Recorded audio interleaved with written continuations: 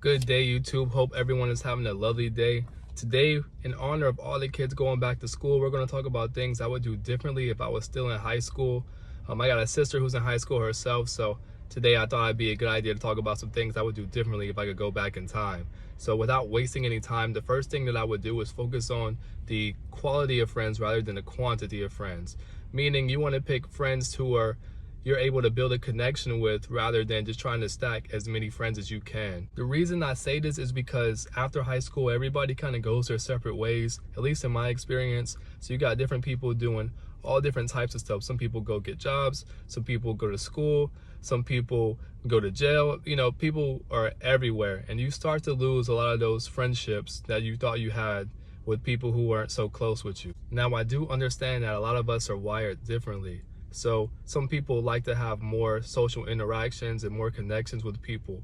So if that's the case, I would encourage you to be friends with different types of people, not just people of one group. So that way you have different perspectives and different experiences with different types of people, which is going to help you find yourself and grow more as a person.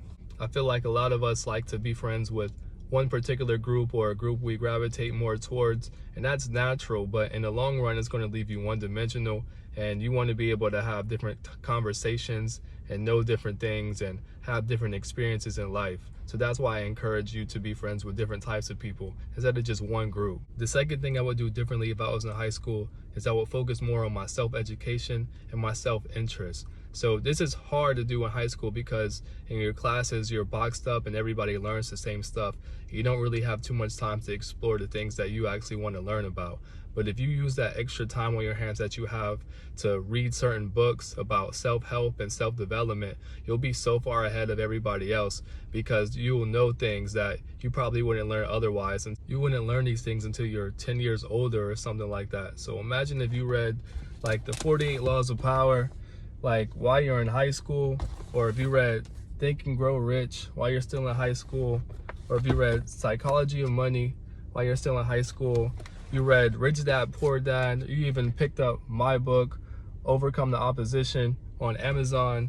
These are all good books that you can pick up and they'll get you thinking differently while you're still in high school, while you're still at a young age, and you'll be so far ahead of everybody else because people that young, they're not thinking about self-growth and development. They're thinking about, you know, today and the things that don't even matter, things that won't matter 10 years from now. The next thing I would do differently if I was in high school is think more about starting a business, side hustle, or making investments.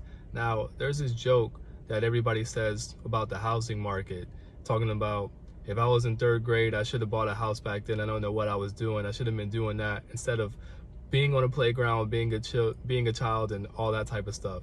Now, we can't do that stuff in third grade, but we can do it later in life at an earlier age. And it's important that we do this as soon as we can, because the more you start thinking about business and having a business mind, the earlier you get, because those first businesses that you start are more likely to fail, and you want to make those failures early on so you can actually improve in those later on when you actually start real businesses. So it's better to start a side hustle or a small business while you're young and maybe in high school, so you can already be familiar with those things, so you can be ahead of the game and already have that business in mind. On another note, a lot of us get jobs while we're in high school.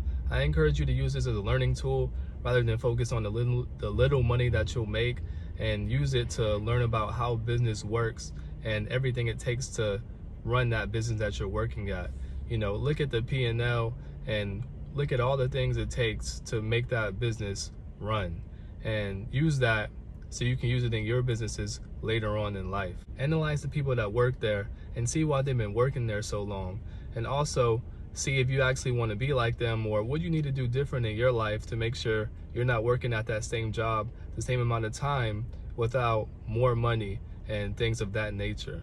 Now, the next thing I wish I had a heads up on while I was in high school is that you got to be cautious of the peer pressures of dating. Everybody makes it seem like you got to be dating somebody or find your soulmate while you're still in high school.